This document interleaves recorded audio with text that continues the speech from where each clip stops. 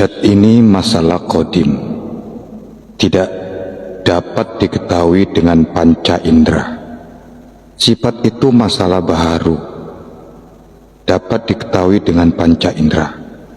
Zat artinya diri, sifat artinya kelakuan. Siapa yang berkelakuan? Tentulah diri yang berkelakuan itu, bukan sifat. Itu dikatakan zat, dan sifat itu satu esa, tidak bisa bercerai. Ada zat, ada sifat, dan sebaliknya. Karena zat itu tempat beradanya sifat, atau sifat bertempat pada zat. Sifat itu keadaan yang ada pada zat, atau sifat adalah hal keadaan zat. Saya berikan satu contoh. Orang yang sedang demam, mengapa bukan demamnya yang disuntik dokter, malah bokongnya yang disuntik? Jadi demam itu hanya sifat. Sifat tidak bisa berada pada sifat. Sifat mesti berada pada zat. Zat dan sifat itu dua perkataan, tetapi satu. Maksud perkataan ini, ada zat, ada sifat, ada sifat, ada zat. Zat ini ada yang bersifat nafsiyah, ada yang bersifat salbiyah, ada yang bersifat ma'ani, dan ada yang bersifat maknawiyah. Khususnya sifat nafsiyah. Sifat nafsiyah ini menunjukkan bahwa zat bersifat wujud, dan adanya zat ini tidak dikarenakan oleh suatu sebab. Sudah ada. Zat ini ada selama-lamanya, tidak akan rusak binasa, meliputi sekalian alam. Yang meliputi sekalian alam inilah zat mutlak. Zat mutlak inilah energi ketuhanan. Manusia dapat mengubah energi, tapi tidak bisa membersihkannya. Contoh, Hiroshima dan Nagasaki, berapa lama tidak bisa dibersihkan radiasinya? Ketika sekarang sudah bersih dari radiasi nuklir, siapa yang membersihkannya? Tentulah energi ketuhanan itu yang membersihkannya. Jelaslah, maha ruang inilah energi ketuhanan satu saja, tidak ada dua, tiga, dan seterusnya. Berjuta beliun bintang di langit dan benda-benda angkasa lainnya, mengapa tidak berguguran ke bumi? Padahal tidak ada penyangganya. Bagaimana mungkin kalau tidak ada satu kekuatan besar yang menahannya? Tubuh maha ruang inilah yang dapat menahan berjuta beliun ton agar tidak saling bertumbukan. Inilah kimyatus sa'adah, kimianya agama.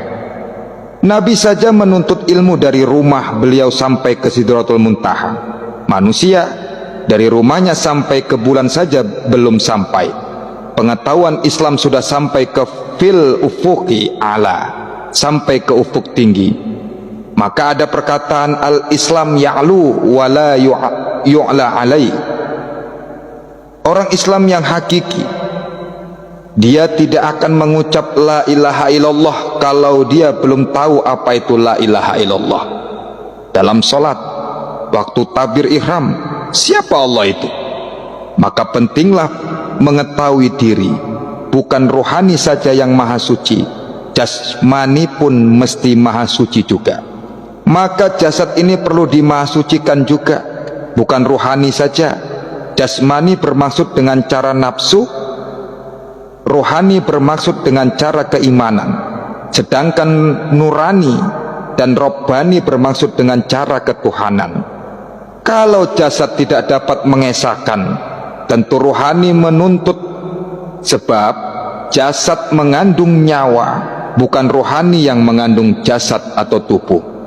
Kalau sholat, manusia itu bukan hamba, sudah Allah semata-mata. Kalau sholat itu sudah Allah semata yang ada, tidak perlu lagi mengaku diri kita ini Tuhan dan mau sama dengan Tuhan. Ingat, mengaku diri kita Tuhan kafir, tidak mengakui diri Tuhan kufur. Dalam sholat, setiap manusia mengaku dirinya Tuhan. Cermat dengan bahasa ini. Tolong cermati dengan bahasa ini.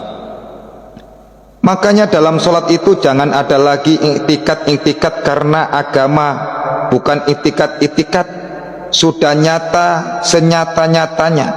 Semua orang yang sholat itu mengakui diri pribadi Tuhan. Bukan mengakui dirinya Tuhan, tapi mengakui diri Tuhan atau mengakui adanya diri Tuhan itu. Nah, siapa hakikat Muhammad itu? Mari kita bahas. Wajib kita mengetahui hakikat Muhammad. Dalam ilmu, hakikat Muhammad itu adalah ini dalam ilmu. Dalam ma'rifat, pengenalan yang sebenar-benarnya, hakikat Muhammad itu bukan zikir-zikir lagi. Maka dengan hakikat Muhammad ini tidak ada zikir-zikir lagi. Karena hakikat Muhammad inilah bekal yang tidak basi sampai akhirat. Ini yang dibawa mati, tidak ada zikir lagi. Lihat ketika berdoa, semua minta mati dalam iman, Islam dan husnul khotimah. Tapi hakikat Muhammad tidak mereka ketahui. Hakikat Muhammad inilah mati dalam iman, Islam dan husnul khotimah. Muhammad saja sudah selamat. Coba perhatikan, siapa yang sampai kepada Allah? Siapa yang bisa menembus jad asam dan jad mutlak kalau bukan Muhammad? Belajarlah, jangan salah paham. Mintalah pada guru-gurumu yang hebat, bekal-bekal yang tidak basi sampai akhirat. Sebab ini yang dibawa mati. Tidak ada zikir lagi. Bukan seperti kelaziman orang, ada yang mau mati baru dibacakan zikir la ilaha illallah. Nabi Muhammad SAW itu bukan mati, melainkan tidur hakiki. Orang tidur hakiki ini orang yang tidak tidur di dunia lagi, tetapi tidur di Maha Suci. Maha Suci inilah tempat husnul khotimah, tempat yang penuh berkah. Inilah pengajian 80.000 hakikat ke atas. Artinya 80.000 tempat yang penuh rahmat. Inilah pengajian sirri-sirrihi, rahasia di dalam rahasia. Tidak ada alam lagi. Rasanya rasalah yang merasa. Inilah rasa di dalam rasa. Artinya di dalam rasa itu ada rasa. Air yang ada gulanya dapat kita rasakan manis. Air yang ada garamnya asin. Sedangkan Tuhan tidak ada rasa-rasa. Pecahkan sendiri supaya terbuka rahmat Allah. Jangan kita merasa yang ada rasa saja. Coba-cobalah merasa yang tidak ada rasanya. Bagaimana rasanya? Barulah tahu Allah itu surga. Muhammad SAW tidak ada mengajarkan filsafat dan tidak memiliki filsafat. Akan tetapi filsafat Muhammad ini wahyu. Bagaimana Tuhan mengajar hambanya? Tanpa huruf, tanpa suara, la biharfin wala sautin. Bagaimana kita untuk dapat paham pelajaran tanpa huruf, tanpa suara ini? Asa akal dengan pikiran, bukan dengan batu canal. Apa maksudnya? Berpikirlah. Afala ta'qilun, kenapa tidak kau pikirkan? Contoh, para filsuf itu membuat rumus-rumus alam dengan berpikir. Lalu rumus-rumus itu disyariatkan sehingga hari ini kapal berlayar tidak lagi pakai kain layar yang bergantung pada angin. Jangan latah. Mereka bilang manusia itu dari kera. Begitu ilmu wahyu turun, dikata manusia itu dari Tuhan. Runtuhlah ilmu filsafat manusia. Kenali diri. Mau kenal diri?